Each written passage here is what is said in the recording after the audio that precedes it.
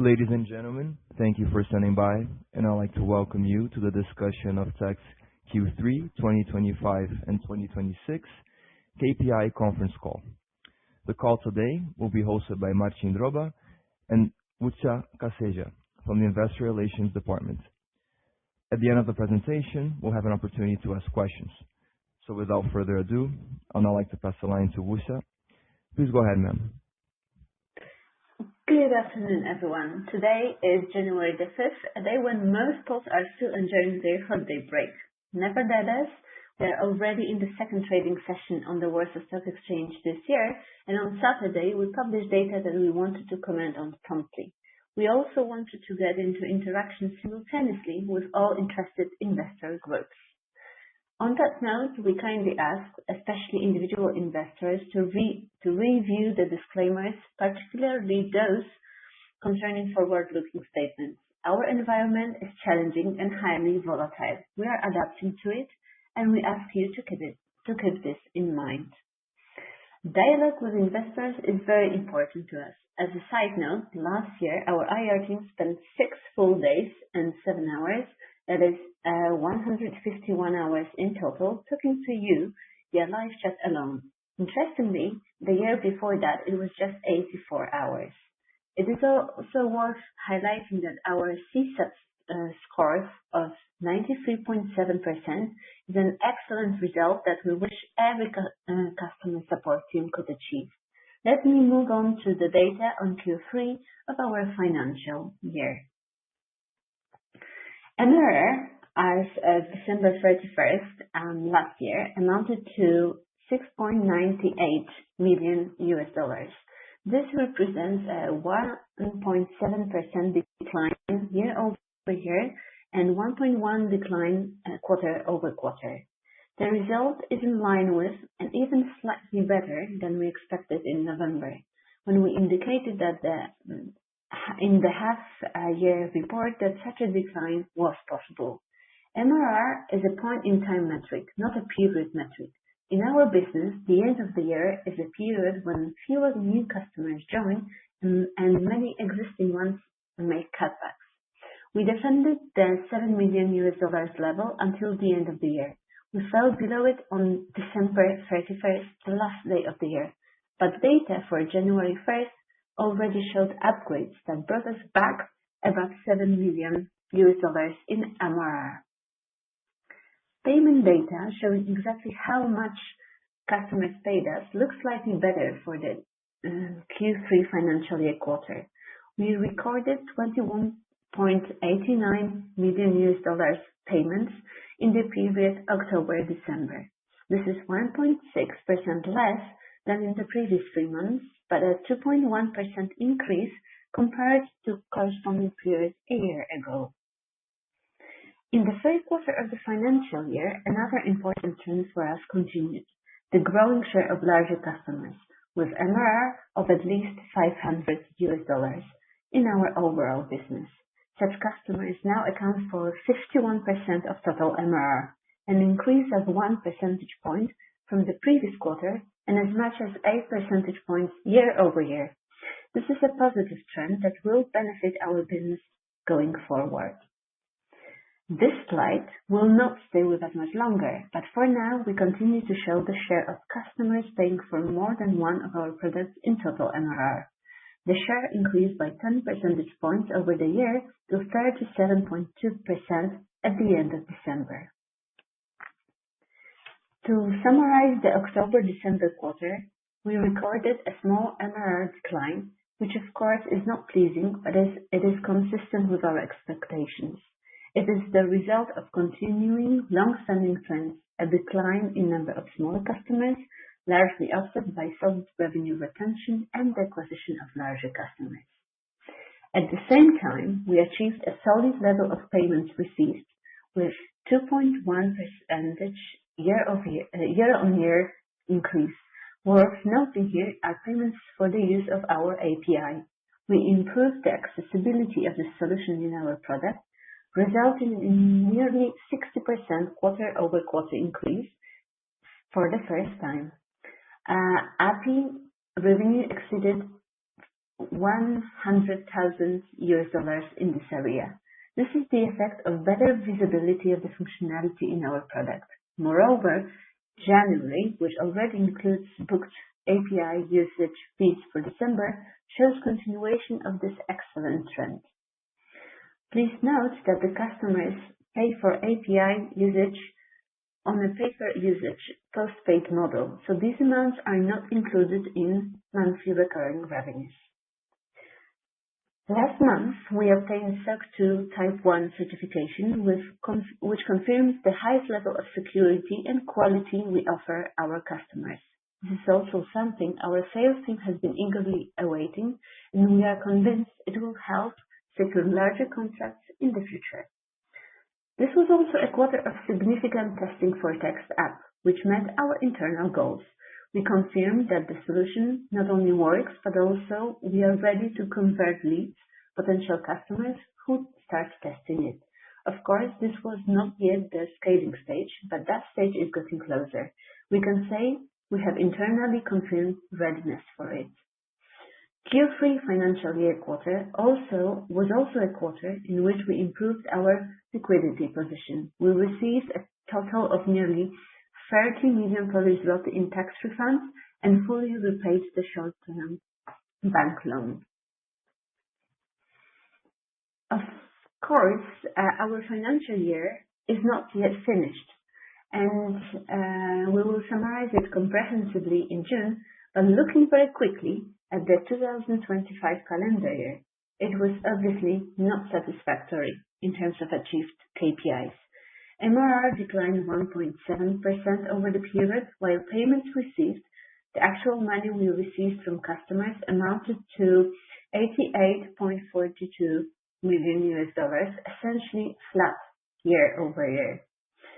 We are talking in dollars here because the decline in the value of US currency significantly worsens the results reported in Polish zloty. However, looking at what happened inside the company, there are achievements we can and should be proud of. During the year, we built from scratch a world-class new product that already supports our customers and attracts new ones. A very difficult and lengthy cloud infrastructure overhaul project is already improving the quality of our services and delivering uptime of practically 100%, visibly better than many top competitors.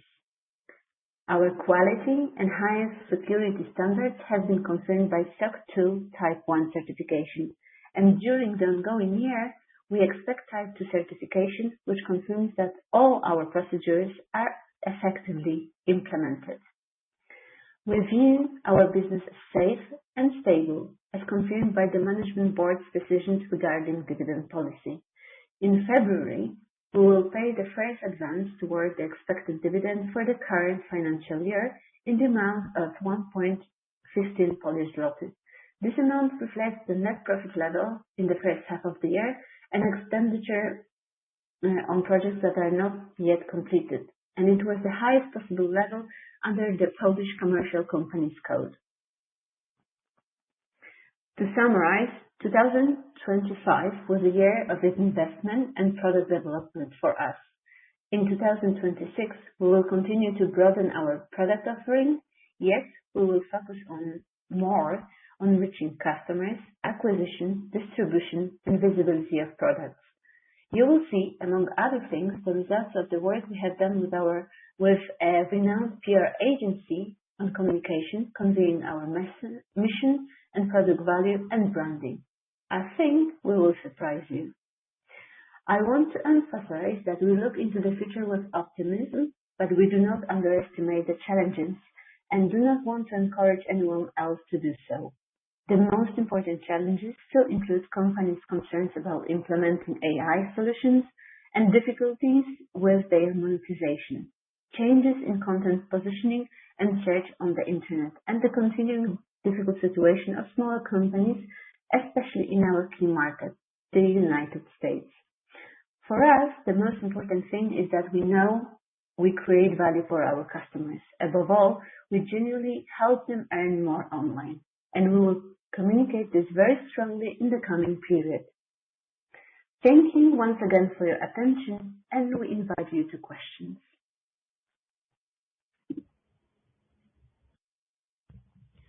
Thank you very much for the presentation, Musha. We'll now be moving Thank to you. the Q&A part of the call. If you're dialing in by the telephone and you'd like to ask a question, please press star 2. That is star 2 on your keypad if you're connected from the phone.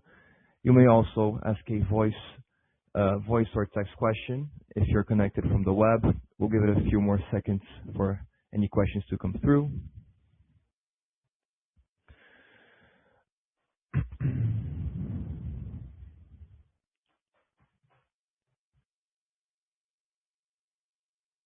Just once again, it's star 2 if you're connected from the phone, and if you're connected from the web, you can send a text or request to ask a voice question. We'll give it a few more moments for any questions to come in. Okay, so we have a few questions from Francesco Bracchi, a private investor. First of all, I'd like to thank you for your transparent communications. I have 3 questions. In the 2025 and 2026 first half results, you reported at page 8 the team increased by 24 people year on year. Can you please disclose which areas were affected? How many programmers versus sales? You also reported new infrastructure improved the quality of your services and gaining new capabilities in offering development, particularly for enterprise class customers. But it did not translate into cost reductions. Do you have any cost reduction initiative? There are a few more questions, but perhaps we can, if you'd like, Musha or Marcin to take those, or if you'd like, I can read the rest. I think it will be better us reading one by one. So I'll take the first one. This one regarding the team. So the team increased year on year indeed by 24 people. The majority was developers. There was maybe 1 or 2 people that were added to sales team, but also we added people to some other positions like designers. That was roughly the composition of those people added to the team within the past year, as of the end of September, because the question was referring to semi-annual report. Yeah, so maybe I will take the second one about infrastructure costs. So there is some potential. There is definitely some potential for some optimizations, especially if you look at the infrastructures. We at this moment we store more data that we have to, but also we will monetize some of this data of our customers we stored. So that's not the priority for us. So these optimizations probably will be delivered later this year. As I said, it's definitely our priority is return to growth in terms of the top line and MRR. MRR is a north star for us, definitely. So yes, so some possible optimizations, not like game changer for us. Definitely not priority at this moment. Going a little bit further, when we think about margins, we'd like to see higher margins, definitely. But that should be effect of the return to growth of the top line of the MRR, and we would love to see scale economy again in our business. So that's the plan. That's the priority here. Thank you. The third question from Francesco In the investor presentation regarding the Woods Winter Conference in Prague, you reported in the challenges very strong competition, but this is something we have become accustomed to over the 20 years in the market. Do you think you have a competitive advantage? Which one? What are you doing to manage the competition?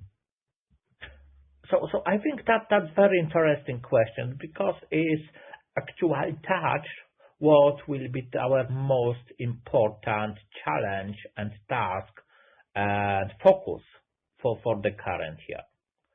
So we are very focused on building new product, on testing, on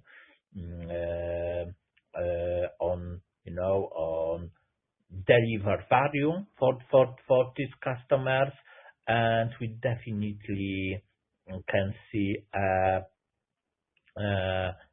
fields when we are very, very strong and we have competitive advantage.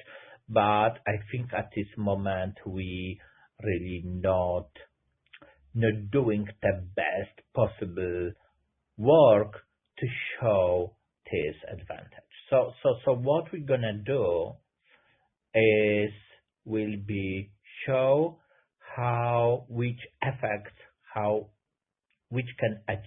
can be achieved by our customers using our products, and that definitely that the field we are thinking that it's the biggest strength of ours is actually monetizations. We have very strong tools which can boost monetizations for our customers, and we definitely try to communicate to show better that value and that effect we can deliver for our customers.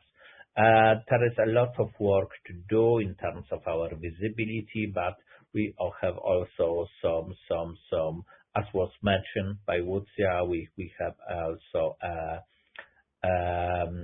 schedule plan of some PR work, some building our brand, communications, our products and new brands. So there's a lot things will happen on that field of communications in the 2026.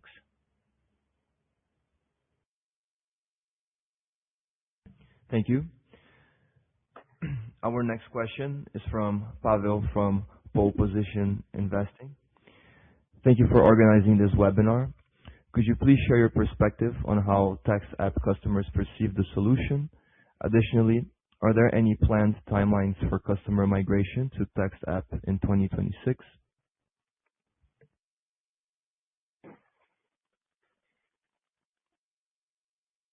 I think we can also combine this with the next question, which is also about text app. We have, as we have already mentioned, we have initially migrated the first batch of the customers, more than 700 to text app. It was a testing group for the product. Meanwhile, we have received the feedback. We looked on what things are missing, what are the customers saying, and we have applied changes. We were waiting until for the last ones, for the last updates that we need to implement in text app, so that the biggest customers of ours would be satisfied with using text app. As also mentioned, we started selling the text app online on text.com. So we also have first customers which have found us, started trials, and also converted into paid accounts. And the customer migration currently is not forced, so the customers are can do that voluntarily. We have not planned any mandatory migration as of now, but that will be the plan also for the future. But we have to see, we will observe what reactions are coming, and the most important part for us is to do it smoothly. So we will work on the communication. The customers will be the first ones to know, and it is also about making the process smooth for our customers. That's the ultimate goal.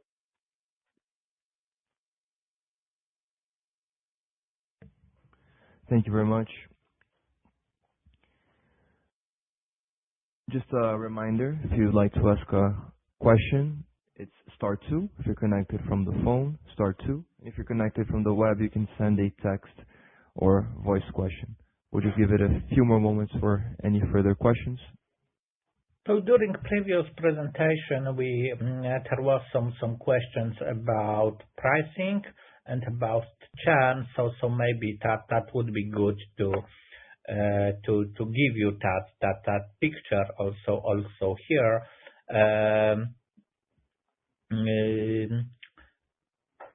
So at the beginning of the October, we actually increased prices for the LiveChat product for new customers only for now, but we actually the results was very positive from our view.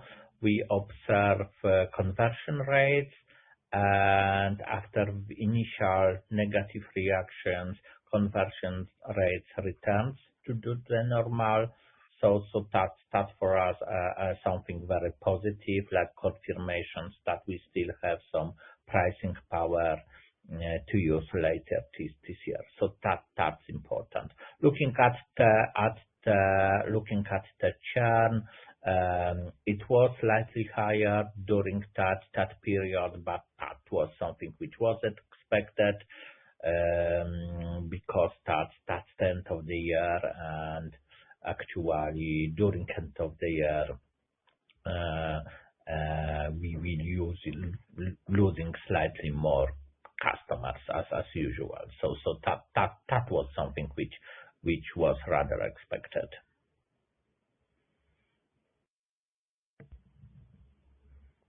Thank you. We have a follow-up from Roman Bulanenko, private investor. How heavily do you use LLMs for productivity? For example, Claude Code, Codex, GitHub Copilot, LLMs for UX and content creation. What impacts do you see from it?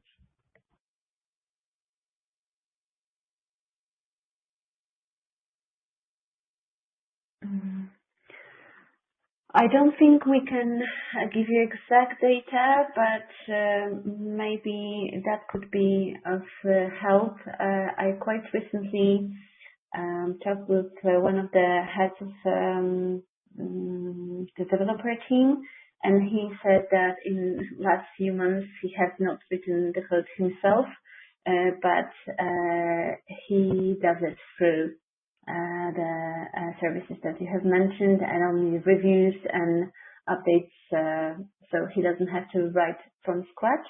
But interestingly, he is encouraging his junior team members to write the code themselves, to learn things, and actually to be able to see the results that LLMs, for example, are giving, to be sure that this is exactly what they want to have in the product. What is also a thing, no matter really the team in our company, everyone is using AI for various purposes. So both it applies to developers, to content creators, to designers. So that's how the productivity looks right now. Yeah, actually, I don't know if we should share this data because actually I didn't check, but we had some internal study on how much actually developers are saving time using AI. It looked like few hours weekly, definitely, like small 2 hours. Um, so yeah, so times is saved. That practice which I mentioned, I think it's on personal. That my personal opinion is absolutely great. So let's use AI. Let's save time, but let's understand what AI really doing and how it should be done. So it's about learning curve. We are not, we actually try to convince people to use AI, how as much as is possible, but at the same time, uh, let's be uh, cautious.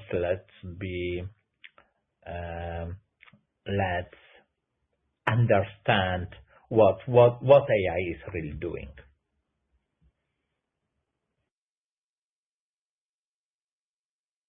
Thank you.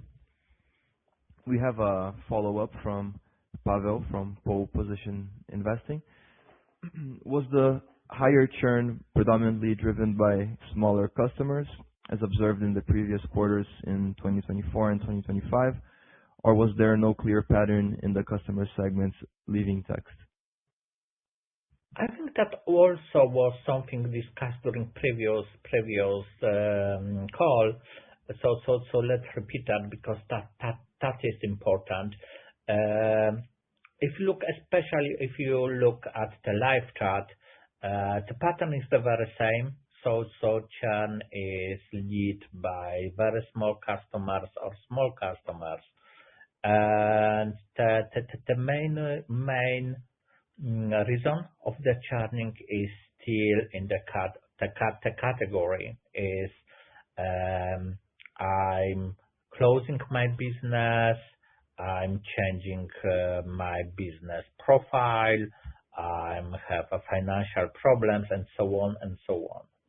It's not only about it's what is very important. Very important is to understand that it's data which is basing on what our customers are saying. So it's not like 100% accurate pictures, but it definitely gives you some insight. And definitely some of our smaller customers have some problems because of the weak economies, but some online business also have some problems because AI search change a lot in the terms of the CEO, the problems we still struggling with. So yes, that how it looks. Of course, looking at the text tab is still very too easy to really have a good pictures. But what is very interesting when we are looking now at the text tab is that it's getting like customers from around the world. So every geography is there. The United States is leading once again, but also the pattern of how text app is used is very different. Some of the customers are using the AI agents that really jump in and using them extensively. Still, a lot of them are not using AI agents. Again, they're keeping AI agents switched off. And we have a lot of use cases. So that's something very interesting to learn, to see, to witness. And looking at these customers, we have these new customers. We have some like very legit, very interesting companies from US and looking on how they're using Text App. I'm very convinced that they will be with us like in 2 years, in 3 years, and 5 years, and maybe later. And also I can see some businesses. I know that they will leave. The one example maybe a company actually, a landing page, beautiful landing page where Text App was used, but this landing page was about selling tickets to Christmas show. So definitely, if we're thinking about churn is very natural part of SaaS business. We have also, companies who are selling tickets for Christmas show.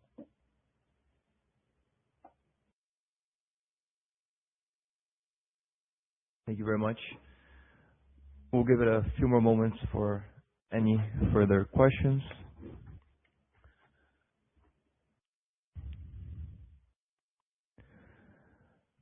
Okay, looks like we have no further questions. Marcin, would you like to have any closing remarks?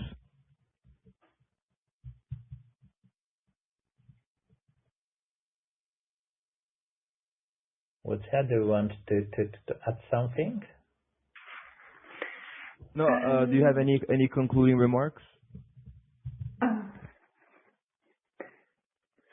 So as of concluding remarks, I think it is valid what is still displayed here on the slide of the presentation. 2025 was a year of building for us. We changed the infrastructure. We built entirely new product from scratch, which is already providing value to customers, not only the ones that we've migrated, but also the ones that have chosen the solution themselves. And for us, 2026 will be a year of putting the project to finding a well-working distribution process for the product. So it will be unlocking our go-to-market potential, definitely. There's a lot of work that needs to be done, but we're ready for it, and we will be hearing you in 3 months' time. Thank you for listening. Thank you for your questions, and goodbye. Yeah, thank you. Have a great year. Thank you very much. Thank you very much. We'll now be closing all the lines. Have a good day. Thank you. Have a great day. Thank you.